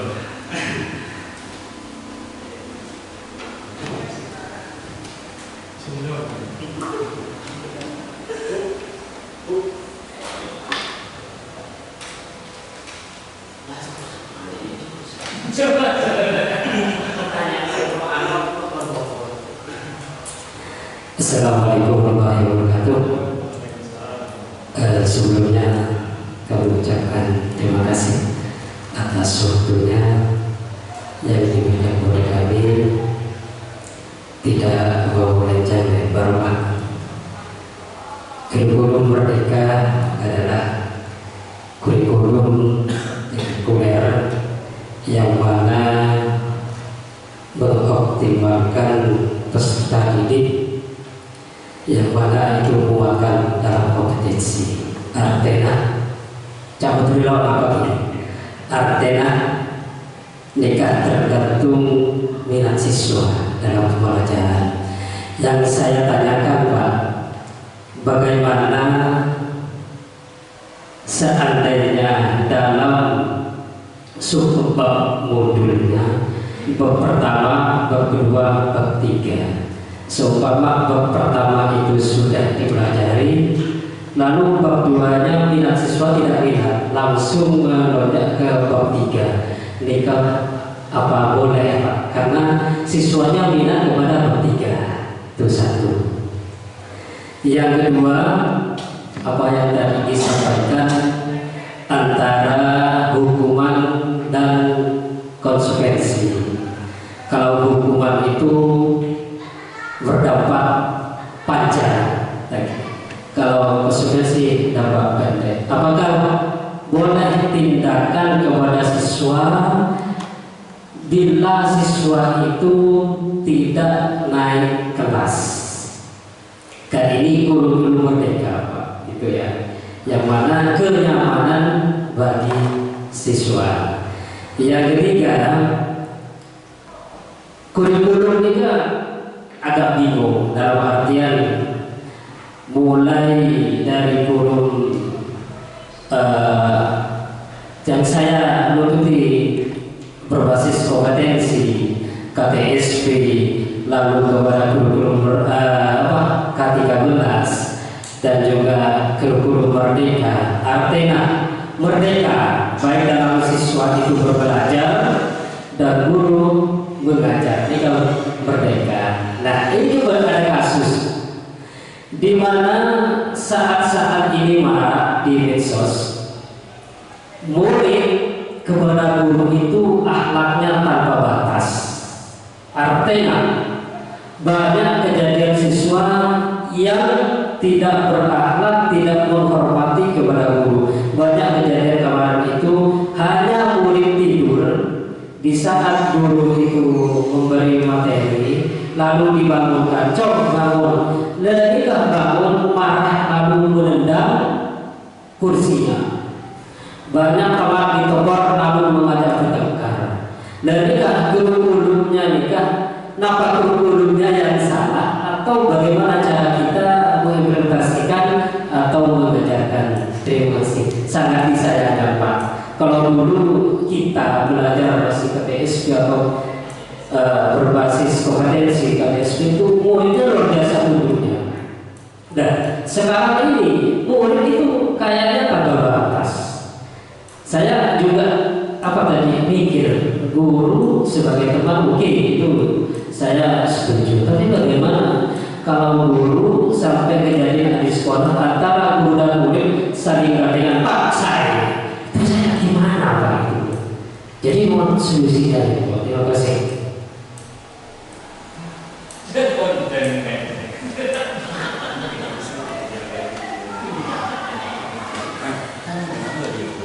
Kalau sebelum kami jawab boleh nonton video sebentar. Silakan.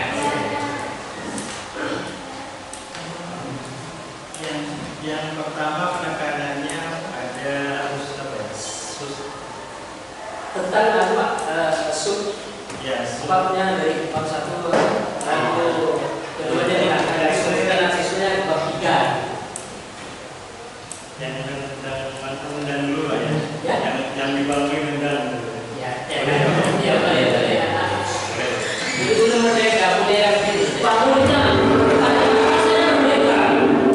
ผมจะมาขอคุยเรื่องที่ดินของเรียน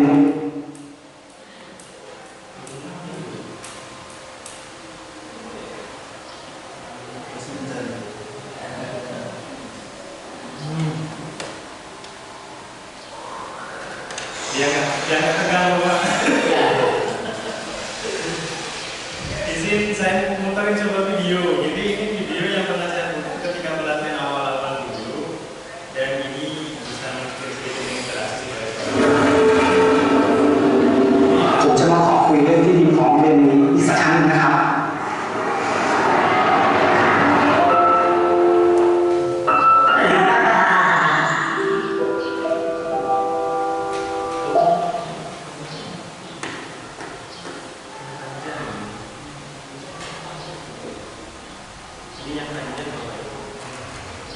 Saya mulai dari yang Inggris dulu biar lebih dipahami Bapak ya.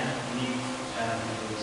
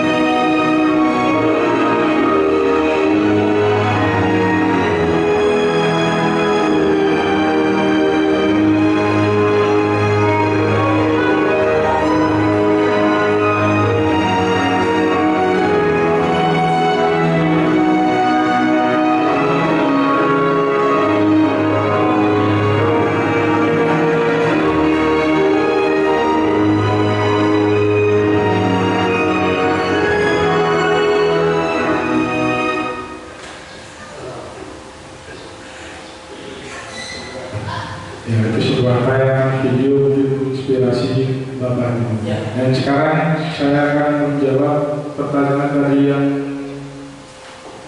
modul negara. Nah, alhamdulillah di kurikulum Merdeka itu enak. Jadi kita bebas melaksanakan mau modul apa yang diajari dulu buat siswa. Karena pemerintah sudah memberi satu kebebasan dalam kalau pemberian materi. Misalnya teman yang satu belum paham atau nggak suka istilahnya, teman yang kedua suka. Jangan apa kita laksanakan sesuai dengan minat dan kemauan bakat siswa tersebut. Dan hal itu tidak mungkin pas anak tersebut akan tidak naik kelas, ya kan? Karena tidak menyelesaikan itu. Anak itu masuk sekolah dan menerima materi pelajaran di sekolah itu sudah bisa naik kelas. Kecuali anak tersebut itu pun hanya berapa persen. Misalnya alfanya 5 sampai 10, 15. Itu kan 14 kan alfanya di sekolah bisa tidak naik. Tapi kan masih bisa ditoleransi. Pasti hari-hari berikutnya dia akan tetap masuk kan. Tidak mungkin tidak masuk sampai 5 bulan, 6 bulan. Nah, pasti ada solusinya. Karena di kurikulum Merdeka kita memberi kebebasan. Itu. Tidak usah terlalu, maksudnya menuntut murid harus selesai dalam bab ini semua ini. Tidak. Apalagi sekarang sudah di tingkat SMP itu sekarang sudah dirapikan lagi dengan di fase B itu materinya sudah ditambah sedikit. Gitu. Jadi anak tersebut berhak menerima materi apa aja. Yang penting anak tersebut terasa nyaman, merdeka. Itu Pak. Ya. Itu yang kedua tadi yang tentang siswa yang sudah karena dalam suatu restitusi itu ada batasan. Memang guru sebagai teman siswa katanya, ya, tapi kan ada batasnya. Masa selama di sekolahan ya teman, tapi kalau di luar kan tidak mungkin Pak. Habis itu dalam kelas mungkin dengan keterkejutnya anak tersebut pada saat dibangunkan itu Pak. Jadi tidak beranggapan wah kancah SMG langsung digobrak, kan nggak mungkin Pak. Ya kan? Hanya keterbatasan permasalahan di anak tersebut. Alasannya apa kan bisa dimasukkan di restitusi nanti Pak.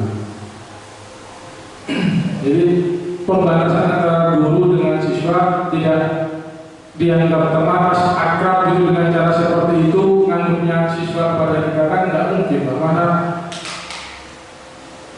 dibangunkan langsung dikenal menjaga gitu, pasti ada alasan dari siswa tersebut. Kenapa? Ya kan? Atau gurunya membangunkannya keliru dengan kata-kata atau dengan tangan atau dengan kaki atau dengan tangan, mesti ada sebabnya. Makanya nanti kita bisa restitusi dalam segitiga restitusi itu permasalahannya. Mungkin bisa dikatakan apa? Jadi sebagai taukid atau apa istilahnya penguatan dari penguatan apa yang sudah ditanamkan oleh Pak Dedi. Lagi-lagi Bapak Ibu, kenapa video barusan diputar? Ternyata orang gila sekalipun punya unsur intrinsik di dalamnya, ada nilai-nilai kebaikan yang bisa kita asah. Yang nyata, jangan hanya kognitif, jangan hanya otak, hanya pikiran ini. Karena akal ini adalah amanah dari Allah yang ternyata membuat kita serupa kepada Tuhan kita. Karena otak ini sibuknya mikirnya, misalnya masih makan deku, terbayang mobil, itu biasanya akal, gitu. Tapi kalau urusan akhirat, urusan yang lain sebagainya itu adalah hati nurani kita. Nah, siswa dalam hal ini dilatih. Saya menambahkan yang kedua nih, restitusi itu tidak ada semacam motif untuk membuat guru setara. Memang di teori tabula rasa, entah kenapa sampai sekarang banyak yang didebatkan Bapak Ibu sekalian. saya. Di tabungan rasa itu ada istilah menghamba kepada murid. Bayangkan menghamba apa? Kok kayaknya Tuhan gitu. Tetapi tabungan rasa yang di sini yang dipahami adalah memaksimalkan potensi kita sebagai guru supaya menjadi agen opsinya para siswa kita. Nah, Bapak Ibu sekalian, dalam presentasi tadi saya menggunakan istilah istilahnya pembelajar sampai akhir hayat. Pembelajar sampai akhir hayat. Kan bro ini siswa bisa mikir sampai yang ini kan tak bisa nih. Maksudnya corak aja itu apakah mereka kesadaran untuk menjadi orang pembelajar sampai hayat itu bisa muncul? Nah itu yang kita pertanyakan saat ini. Boleh saya putar video lagi? Boleh nih? Apa ini? Nah, alhamdulillah ini cuma 2 videonya dan yang kedua ini 5 menit saja. Sebelum video Tapi artinya saya tertarik kepada Bapak tadi di negara mana belum ya? Finlandia. Yang mana di musim dingin tidak ada proses belajar. Tidak belajar. Tapi menyenangkan terhadap pendidikan siswa. Berarti boleh Pak di Indonesia pun dalam 1 bulan kita ada rekreasi untuk menyenangkan siswa. Ini Pak. Itu fungsinya P5 Bapak Ibu P5 itu seadanya dandanannya boleh kita malah. Jangan ditekan terus sama guru ada kita rekreasi.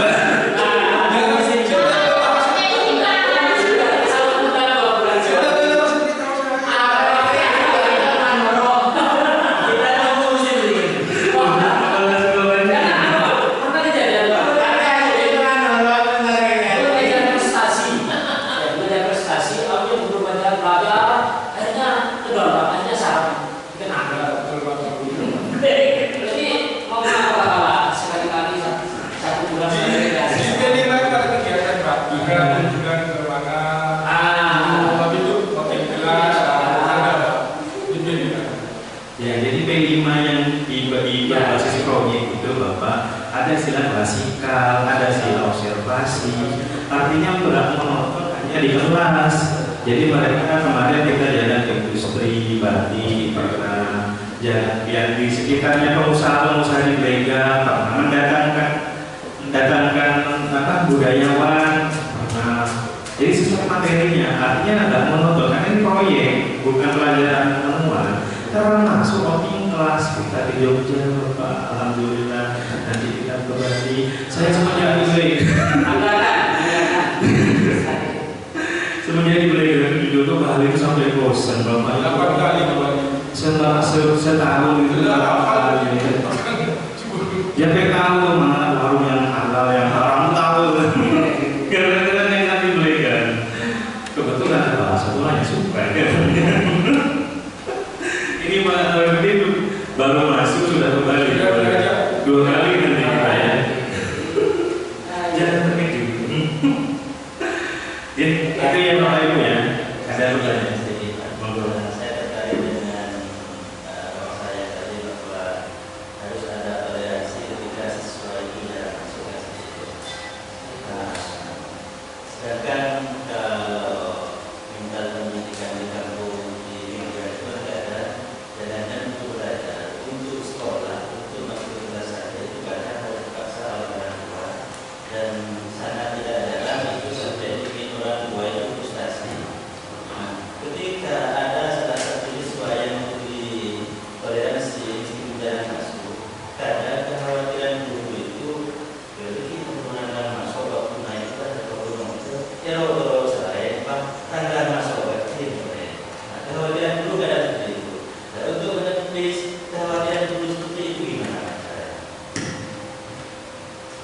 Untuk menepis keyakinan tersebut itu pertama kita sebagai guru kita memberi fasilitas kepada siswa tersebut dalam hal pembelajaran. Diusahakan dalam hal pembelajaran kita memberi yang menyenangkan dulu, sehingga siswa tersebut termotivasi untuk giat masuk. Ya, misalnya memang di area pondok dilarang menggunakan HP satu belajar, mungkin itu Pak. Nah, kan HP-nya cuma satu, gurunya yang punya. Ya, jadi kita buat suatu permainan game tentang belajar. Mungkin banyak game-game yang ada di internet itu, ada kuisis, ada Kahoot, ada game mungkin banyak. Jadi tinggal kita cari game edukasi gitu Pak. Wis tidak usah buat Bapak, hanya tidak usah install, tidak usah apa, tinggal masukkan emailnya, tinggal ini sudah manfaatkan Bapak. Seperti anak merdeka dan senang. Biar pembelajaran itu tidak membosankan. Jangan berharap guru memberi anak tugas, sedangkan keterbatasan anak di daerah lingkungan sekitar tidak memenuhi. Iya kan? Mau belajar, mau beli buku di mana, mau cari paketan di mana, iya kan? Ini. Sedangkan situasi di sini pondok. Biarkan anak berdiskusi dengan sendiri, Pak. Jadi nanti kita yang menarik kesimpulan, mengarahkan. Buat suatu kelompok belajar, wis buat bahas apa terserah. Nanti kita sudah kerja kelompoknya, apa saya bahas dulu, ya kan? Nah, jadi kita kasih masukan pada anak tersebut biar termotivasi. Jadi nggak seharusnya masukan itu materi pengajaran yang diterapkan terus. Apa aja tentang kehidupan anak tersebut tidak apa-apa. Yang penting sesuai dengan kehidupan sehari-hari.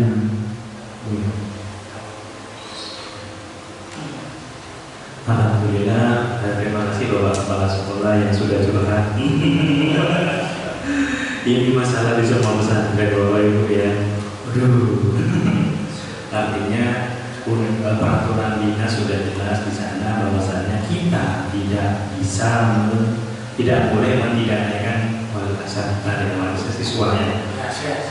Tapi kalau sudah kadung harus tidak dinaikkan, itu yang salah bukan siswa ternyata, guru yang tidak kerja. benar Bapak Ibu. Itu apa istilahnya? Itu merupakan masalah stabil di semua sekolah. Artinya yang dilakukan oleh undang-undang kita itu bagaimana caranya istilahnya mencegah supaya tidak ada keputusan pada akhirnya siswa itu tidak naik kelas. Mulai waktu mengadoke itu bukan nggak bisa diusir udah uji dengan BK maksudnya kelas 9 besok mau lulusan kalau nanti malamnya bermasalah udah bisa ngomong kita ini curhatannya wala sekolah yayasan. Jadi solusinya Bapak Ibu kekhawatiran itu yaitu udah kita preventif saja, jangan sampai ada keputusan untuk mentidaknaikkan kelas.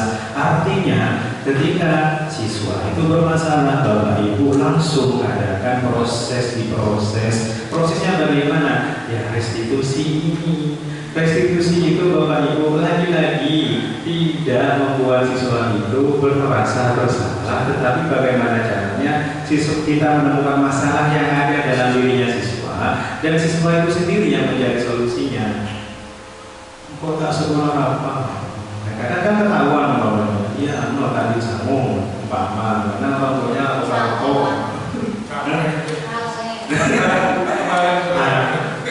jadi guru tidak menghakimi seakan-akan salahnya dari Bapak Ibu.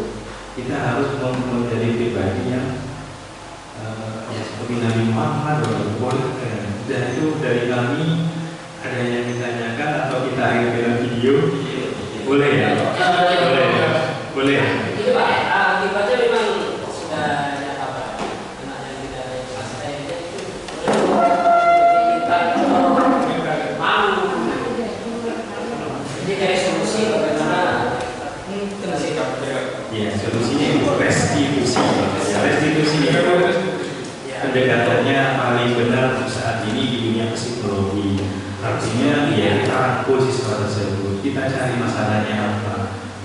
Selain itu juga solusinya juga cari dari mereka. Kayak tadi yang di video dijelaskan, saya lupa mengikuti alarm. Itu kan solusi bukan dari guru, karena memang pada dasarnya mereka punya solusi sendiri. Kita cukup mengarahkannya, memfasilitasinya, sehingga tidak terjadi keputusan yang harus tidak menaikkan siswa tersebut yang berarti Pak Devi yang Pak Warudin harus kemudian yang ke mau kalian dikasih lain gitu. Iya begini. Ya, kenapa? Jangan jangan sampai dibiarkan dan dilakukan langsung dilaksanakan dengan festif.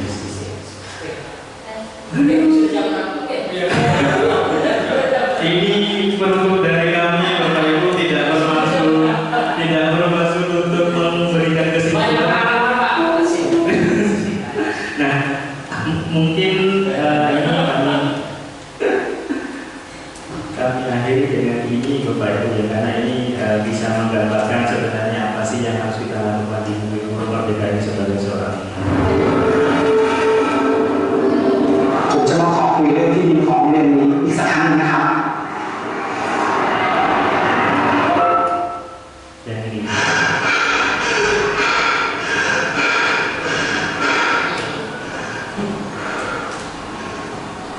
มันไปโรงเรียนเหรอ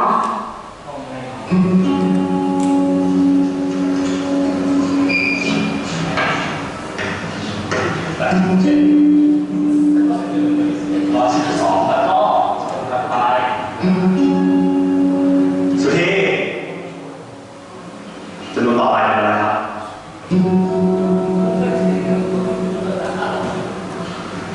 ก็เห็นใจแกนะแต่ที่นี่ผมอยากมันใช่ไหมนั่นดิเด็กจะเอาสมาธิที่ไหนไปเรียนเห็นลูกบอกว่าบางทีอ่ะก็ให้เด็กคอยนั่งเฝ้าด้วยนะ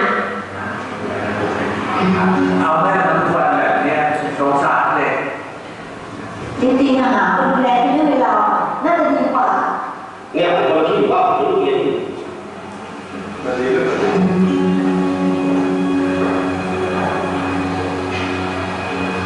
ครูอาจารย์ผมขอคุยด้วยหน่อยครับ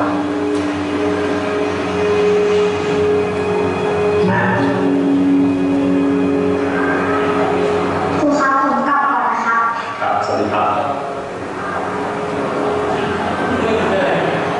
ผู้ปกครองพูดกันมาเยอะผมว่าควรจะต้องคิดเราเรียนจริงจังแล้วล่ะครับ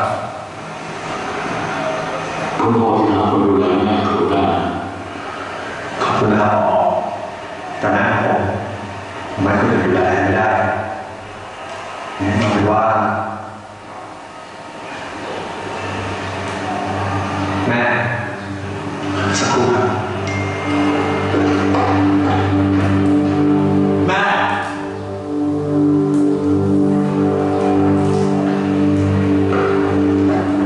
แม่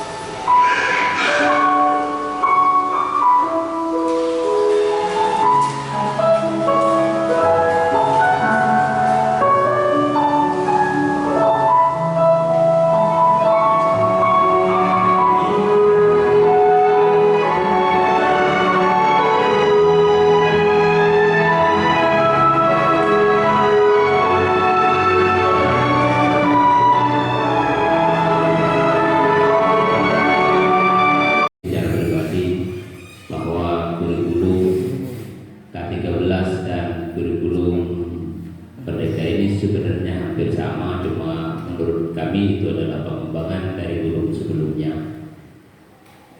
Secara materi yang telah disampaikan, sedikit banyaknya mungkin yang di sini paham dengan kurikulum K13 ini seperti apa rencananya itu kita paham. Namun ketika pengaplikasian, ketika mengaplikasikan kurikulum 13 ini kadang yang tidak mudah membalikkan telapak tangan, tak semudah membalikkan telapak tangan. Kenapa saya katakan seperti itu? Karena input setiap lembaga pendidikan, input siswanya beda-beda. Mungkin kurikulum K13 atau kurikulum Merdeka bisa dilaksanakan di sekolah-sekolah negeri, sekolah-sekolah negeri yang memang inputnya adalah lulusan-lulusan terbaik dari lembaga masing-masing. Contoh, siapa umpamanya murid sini yang lulusan terbaik dari SMP sini? Untuk mengembangkan kemampuannya, dia cari sekolah favorit. Jadi yang masuk ke SMA 1 umpamanya itu memang murid favorit dari sekolah dari lembaga masing-masing. Sedangkan di lembaga-lembaga yang sifatnya swasta seperti kita, kadang input siswanya kadang pokok berbeda, pokoknya ada. Ini pengaplikasinya yang kadang kita repot juga untuk mengaplikasikan kurikulum K13. Semisal umpamanya ketika saya ngajar pendidikan bahasa Inggris, pokok materi pembelajarannya deskripsi teks, umpamanya tentang teks deskripsi. Di lesson plan sudah dijelaskan atau sudah ada di rencana pembelajaran atau lesson plan. Ada juga salam sapa-sapaannya sebelumnya, dan mungkin kita sudah paham tentang itu. Terus ada pertanyaan pemantik, pertanyaan raksana, kita sudah paham itu. Sebenarnya hampir sama sebenarnya. Ketika ada pertanyaan pemantik tentang deskripsi teks umpamanya, sudah saya gambarkan di sini gambar Bapak Deddy Karisma umpamanya. Dalam mempelajari teks deskripsi, tapi dalam bahasa Inggris. Ketika ditanyakan atau digambarkan Bapak Deddy Karisma, terus ada pertanyaan bahwa di YouTube tidak bahwa saya tanyakan apakah Anda tahu ini? Itu secara tidak langsung itu untuk biar siswa mendeskripsikan gambar yang ada di depan. Nah, ini masalahnya. Ketika siswa suruh menggambarkan tentang siapa orang di depan ini, siapa gambar ini, umpamanya, ya. Kalau di bahasa Inggris ada sekarang ini bab pertama dari atlet, yang terbaik di Indonesia, ini digambarkan bahwa Anthony Ginting. Siswanya tidak kenal Anthony Ginting, juga untuk menjelaskan atau mendeskripsikan rambut bahasa Inggrisnya apa, warna kulitnya bahasa Inggrisnya apa. Ini impossible untuk mendeskripsikan ini. Bagaimana pendapat Pak di sini? Bagaimana guru-guru seperti saya untuk menyelesaikan persoalan yang seperti ini? Ketika murid sudah menjelaskan dalam bahasa Inggris, mendeskripsikan seseorang atau atlet yang notabene ini tidak bisa sama sekali dalam kosakata. Nah, menurut saya itu impossible. Bagaimana? Saya tetap sekarang ini bagaimana langkah Bapak untuk mengatasi persoalan yang seperti saya hadapi. Terima kasih.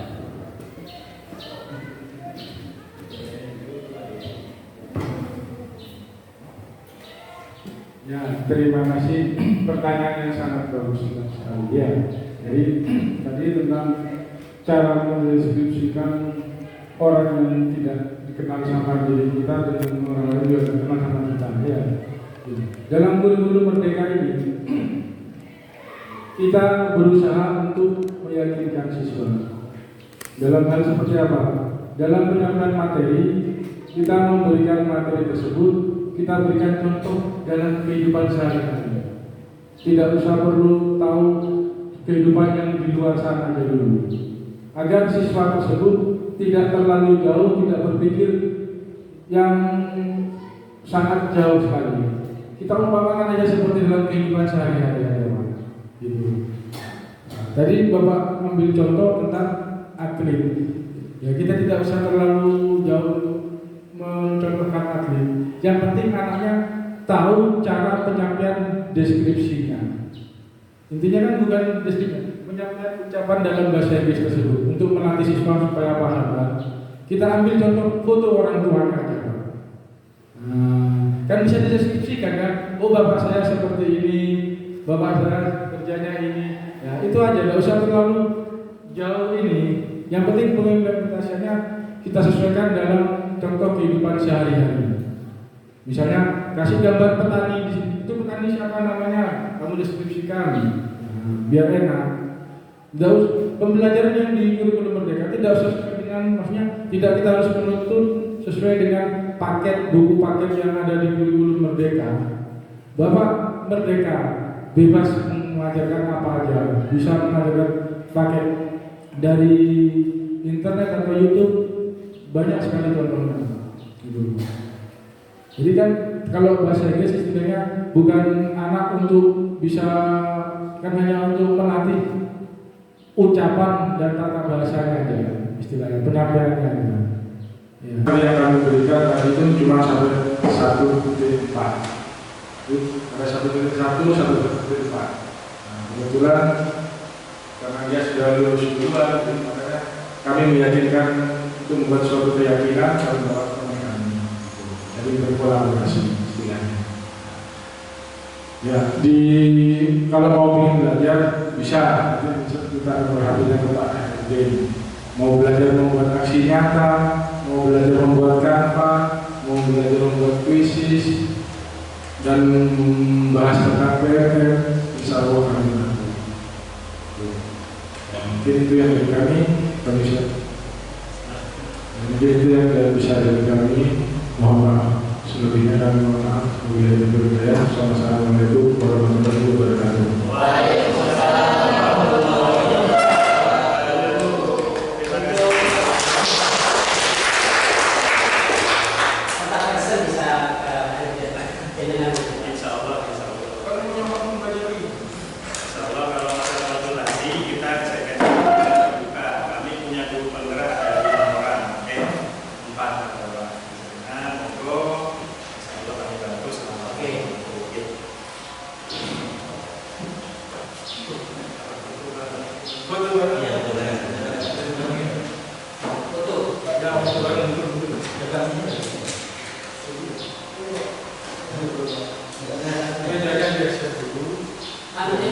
Yang perempuan dulu, ya.